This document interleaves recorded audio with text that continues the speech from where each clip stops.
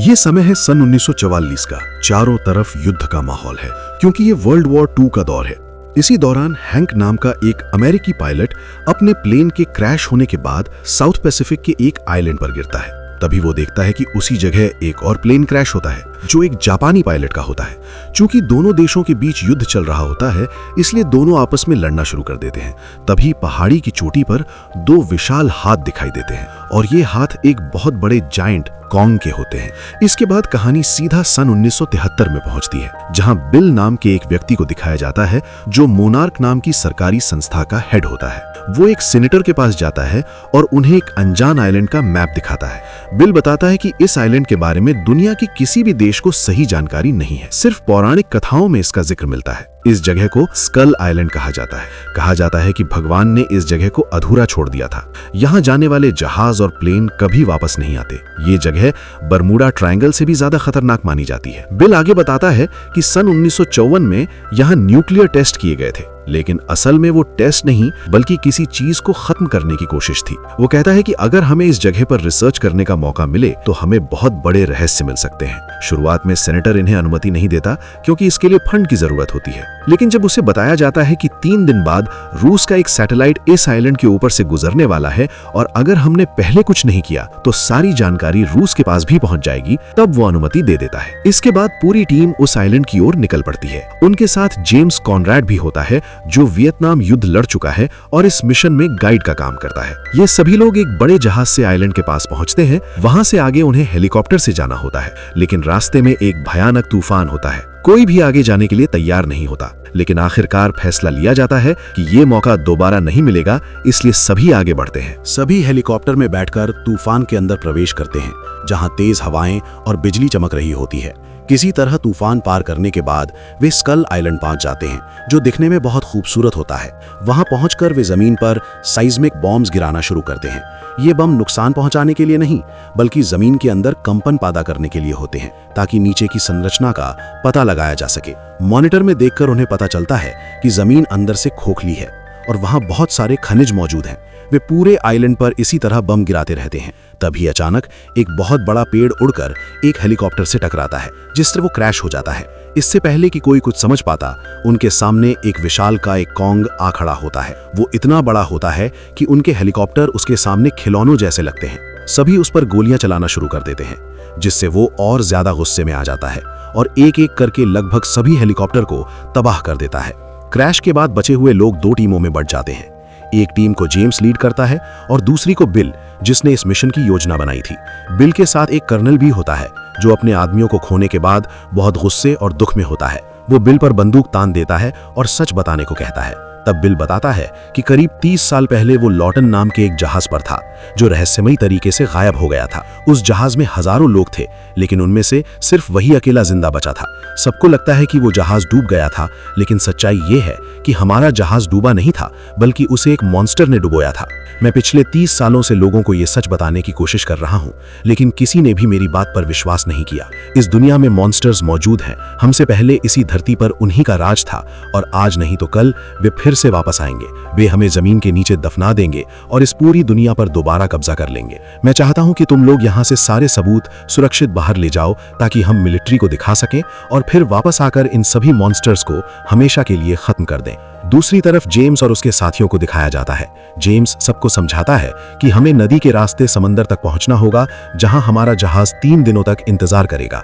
हमें किसी तरह सिग्नल भेजना होगा ताकि वे हमें यहां से निकाल सकें। जब ये लोग नदी के पास पहुंचते हैं तो अचानक पानी से एक बहुत बड़ा जीव बाहर निकलता है। उसे देखकर सभी हैरान रह जाते हैं। जेम्स सबको रोकते हुए कहता है कि कोई भी गोली नहीं चलाएगा। जैसे ही कोई हमला नहीं करता, वो जीव शांत होकर वापस पानी में चला जाता है। आगे बढ़ते हुए ये लोग कुछ खंडहरों के पास पहुंचते हैं, जहां अचानक बहुत सारे आदिवासी उन्हें चारों तरफ से घेर लेते हैं। वे उन पर भाले तान देते हैं। इससे पहले कि ये कुछ समझ पाते, तभी वहां हैंक आ जाता है। हैंक वही सैनिक है जिसका प्लेन करीब 28 साल 11 महीने पहले वर्ल्ड वॉर 2 के दौरान इस आइलैंड पर क्रैश हुआ था। हैंक उन्हें समझाता है कि ये लोग नुकसान नहीं पहुंचाएंगे। इसके बाद वो उन्हें अपने कबीले के गांव में ले जाता है, जहां एक बहुत पुराना जहाज भी मौजूद होता है। हैंक बताता है कि उसके आने से करीब 10 साल पहले ये जहाज यहां आकर फंस गया था। जब वे जहाज के अंदर जाते हैं तो देखते हैं कि उस विशालकाय एप की बहुत सारी तस्वीरें बनी हुई हैं, जिसने उन पर हमला किया था। यहाँ के लोग उसकी पूजा करते हैं। इस आइलैंड पर रहने वाले सभी लोग पूरी तरह शांत रहते हैं और हमेशा के लिए मौन व्रत धारण किए हुए हैं। हैंक उन्हें बताता है कि जिस एप ने तुम पर हमला किया उसका नाम कॉन्ग है। वो इस आइलैंड का राजा है और यहाँ के सभी जीवों की रक्षा करता है। जब मेरा प्लेन यहाँ क्रैश हुआ था तब एक जापानी पायलट भी यहाँ गिरा था जो बाद में मेरा दोस्त बन गया। लेकिन जमीन के नीचे कुछ खतरनाक जीव रहते हैं जो छिपकलियों जैसे दिखते हैं।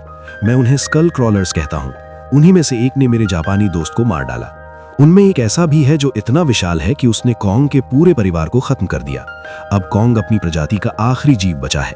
कहा जाता है कि अगर कॉन्ग मारा गया तो वो विशाल स्कल क्रॉलर बाहर आ जाएगा और इस पूरे आइलैंड पर हर चीज को खत्म कर देगा। जेम्स पूछता है कि कॉन्ग ने हम पर हमला क्यों किया। हैंक जवाब देता है कि ये आइलैंड कॉन्ग का घर है। अगर कोई उसके घर पर बम गिराएगा तो वो इसी तरह प्रतिक्रिया देगा। जब तुमने बम गिराए तो जमीन के नीचे से स्कल क्रॉलर्स बाहर आ गए थे जिन्हें कॉन्ग ने मार गिराया, नहीं तो तुम में से कोई भी जिंदा नहीं बचता। इसके बाद वे लोग बताते हैं कि उन्हें 3 दिनों में आइलैंड के दूसरे छोर तक पहुंचना है जहां उनका जहाज इंतजार कर रहा है। हैंक कहता है कि वहां तक पहुंचने में 30 दिन लग सकते हैं, लेकिन उसके पास एक नाव है जिससे वे 3 दिनों में वहां पहुंच सकते हैं। हालांकि पहले उस नाव को ठीक करना होगा। दूसरी तरफ बिल की टीम को दिखाया जाता है जो जंगल में आगे बढ़ रही होती है। तभी उन पर एक विशाल मकड़ी हमला कर देती है जिसे वे मार गिराते हैं। उनकी टीम का एक सदस्य जिसका नाम चैपमैन है उनसे अलग हो जाता है। जब चैपमैन नदी के पास पानी पीने जाता है तो वो दूर कॉन्ग को देखता है। कॉन्ग उसे नहीं देखता। तभी कॉन्ग पानी पी रहा होता है कि एक विशाल ऑक्टोपस उस पर हमला कर देता है। कॉन्ग उसे मारकर खा जाता है और वहां से चला जाता है। चैपमैन एक पेड़ पर छिप जाता है, लेकिन वो पेड़ असल में एक जीव होता है जो भाग जाता है। तभी वहां एक स्कल क्रॉलर आ जाता है और चैपमैन को मार देता है। उधर कबीले में सभी लोग नाव को ठीक करने में लगे होते हैं। उनमें एक लड़की होती है जिसका नाम मेसन है जो एक फोटोग्राफर है। जब वो कबीले की सीमा के बाहर जाती है तो देखती है कि उनका हेलीकॉप्टर एक विशाल जंगली भैंसे के ऊपर गिरा हुआ है जो अभी भी जिंदा है। मेसन उस भैंसे की मदद करना चाहती है, लेकिन हेलीकॉप्टर बहुत भारी होता है। तभी वहां कॉन्ग आ जाता है। वो अपनी 2 उंगलियों से हेलीकॉप्टर को आसानी से उठा देता है। मेसन उसे देखकर डर जाती है, लेकिन कॉन्ग उस पर हमला नहीं करता, बस उसे गुस्से भरी नजरों से देखता है और वहां से चला जाता है। अगले दिन सभी लोग नाव के जरिए आइलैंड के दूसरे छोर की तरफ निकलते हैं। रास्ते में उनका रेडियो काम करने लगता है और वे दूसरी टीम से संपर्क करते हैं, जिसका नेतृत्व कर्नल कर रहा होता है क्योंकि बिल मर चुका होता है। वे बताते हैं कि वे जल्द ही मिल जाएंगे, लेकिन तभी उन पर खतरनाक उड़ने वाले जीव हमला कर देते हैं जो उनके एक साथी को उठा ले जाते हैं और मार डालते हैं। कुछ समय बाद वे दूसरी टीम से मिल जाते हैं। अब उन्हें उस जगह जाना है जहां उनका जहाज इंतजार कर रहा है, लेकिन कर्नल कहता है कि वो पहले पश्चिम की ओर जाएगा क्योंकि वहां उसका एक सैनिक चैपमैन हेलीकॉप्टर क्रैश में फंस गया था। हालांकि उसे ये नहीं पता होता कि चैपमैन अब मर चुका है। हैंक यहाँ सभी को चेतावनी देता है कि हमें वेस्ट की तरफ नहीं जाना चाहिए क्योंकि वहां स्कल क्रॉलर्स का इलाका है। लेकिन कर्नल पैकार्ड जेम्स से कहता है कि तुम्हारा काम हमें रास्ता दिखाना है और साथ ही अपने खोए हुए सैनिकों को ढूंढना है। मजबूरी में जेम्स उसकी बात मान लेता है और सभी लोग वेस्ट की तरफ बढ़ने लगते हैं। कुछ दूरी पर वे एक घाटी में पहुंचते हैं जहां चारों तरफ कंकाल पड़े होते हैं। हैंक उन्हें बताता है कि ये कंकाल डायनासोर और कॉन्ग के परिवार के हैं। तभी अचानक उन पर वही स्कल क्रॉलर हमला कर देता है जिसने चैपमैन को मारा था। उसी समय उड़ने वाले खतरनाक पक्षी भी उन पर हमला कर देते हैं। सभी मिलकर उन पक्षियों को मार गिराते हैं और किसी तरह उस स्कल क्रॉलर को भी खत्म कर देते हैं। इसके बाद हैंक कर्नल पैकार्ड से कहता है कि हमें जल्द से जल्द इस इलाके से निकल जाना चाहिए क्योंकि ये स्कल क्रॉलर्स का क्षेत्र है। लेकिन पैकार्ड अपने सैनिक चैपमैन के बिना जाने को तैयार नहीं होता। तभी जेम्स उसे चैपमैन का लॉकेट दिखाता है और बताता है कि ये उसे स्कल क्रॉलर के पेट से मिला है, यानी वो मर चुका है। हमें वापस चलना चाहिए। लेकिन कर्नल पैकार्ड कहता है कि वो पहले हेलीकॉप्टर तक जाएगा क्योंकि उसमें भारी हथियार और बम है जिनसे वो कॉन्ग को मार सकता है। ये सुनकर हैंक हैरान हो जाता है और कहता है कि तुम कॉन्ग को नहीं मार सकते। यहाँ के लोग उसकी पूजा करते हैं, वो इस आइलैंड का रक्षक है। जेम्स भी समझाता है कि चैपमैन को कॉन्ग ने नहीं बल्कि स्कल क्रॉलर ने मारा था। असली खतरा उन्हीं से है। लेकिन पैकार्ड नहीं मानता और कहता है कि वो स्कल क्रॉलर्स के साथ साथ कॉन्ग को भी मारेगा क्योंकि कॉन्ग ने उसके कई सैनिकों को मार दिया है। जेम्स कहता है कि अगर तुम हेलीकॉप्टर तक जाना चाहते हो तो जाओ, मैं बाकी लोगों को लेकर नाव के जरिए शिप तक जाऊंगा और तुम्हें वहां रोकने की कोशिश करूंगा। इसके बाद कर्नल पैकार्ड अपने सैनिकों के साथ हेलीकॉप्टर की तरफ निकल जाता है। कुछ समय बाद उन्हें हेलीकॉप्टर मिल जाता है जिसमें काफी हथियार और बम मौजूद होते हैं। दूसरी तरफ जेम्स, मेसन और बाकी सभी सिविलियन लोग नाव की तरफ जा रहे होते हैं। जेम्स और मेसन बाकी लोगों को आगे भेजकर खुद एक पहाड़ी की चोटी पर चढ़ते हैं ताकि वे शिप की लोकेशन देख सके। जब वे पहाड़ी की चोटी पर पहुंचते हैं तब तक रात हो चुकी होती है। तभी उनके सामने कॉन्ग आ जाता है। दोनों डर जाते हैं, लेकिन जल्द ही समझ जाते हैं कि कॉन्ग उन्हें नुकसान नहीं पहुंचाना चाहता। मेसन, जो पहले भी कॉन्ग से मिल चुकी है, उसे छूती है और उन्हें एहसास होता है कि कॉन्ग एक शांति प्रिय जीव है। तभी जंगल में एक जोरदार धमाका होता है जो कर्नल पैकार्ड और उसके सैनिकों ने किया होता है। उन्होंने कॉन्ग के लिए एक जाल बिछाया होता है। जैसे ही कॉन्ग वहां पहुंचता है, वो उस जाल में फंस जाता है और बुरी तरह घायल हो जाता है। वो बेहोश हो जाता है। अब पैकार्ड उसे बम से उड़ाने की तैयारी करता है, लेकिन तभी जेम्स, मेसन और हैंक वहां पहुंच जाते हैं और पैकार्ड को रोक लेते हैं। पैकार्ड अपने सैनिकों को कॉन्ग को खत्म करने का आदेश देता है, लेकिन उसके अपने सैनिक भी अब उसके खिलाफ हो जाते हैं, क्योंकि उन्हें समझ आ जाता है कि कॉन्ग दुश्मन नहीं है बल्कि असली खतरा स्कल क्रॉलर्स हैं। तभी अचानक पानी के अंदर से एक विशाल स्कल क्रॉलर बाहर निकलता है। इससे पहले कि वो सब पर हमला करे, कॉन्ग होश में आ जाता है और जैसे ही पैकार्ड बम ब्लास्ट करने की कोशिश करता है, कॉन्ग उसे अपने हाथों तले कुचल देता है। अब कॉन्ग और स्कल क्रॉलर के बीच जबरदस्त लड़ाई शुरू हो जाती है। बाकी सभी लोग अपनी नाव की तरफ भागने लगते हैं। रास्ते में वो स्कल क्रॉलर फिर से उन पर हमला करता है, लेकिन कॉन्ग बीच में आकर उसे रोक लेता है और दोनों के बीच भयंकर युद्ध शुरू हो जाता है। उधर मेसन पहाड़ी पर जाकर फ्लेयर गन चलाती है ताकि शिप पर मौजूद लोगों को सिग्नल मिल सके। इधर लड़ाई के दौरान कॉन्ग जंजीरों में फंस जाता है। तभी इंसान उस स्कल क्रॉलर पर गोलियां चलाते हैं, जिससे उसका ध्यान भटक जाता है और वो इंसानों की तरफ बढ़ने लगता है। तभी कॉन्ग खुद को जंजीरों से आजाद कर लेता है। वो एक पुराने जहाज की जंजीर और उसमें लगे ब्लेड का इस्तेमाल करता है और स्कल क्रॉलर को बुरी तरह घायल कर देता है। उधर मेसन पानी में गिर जाती है।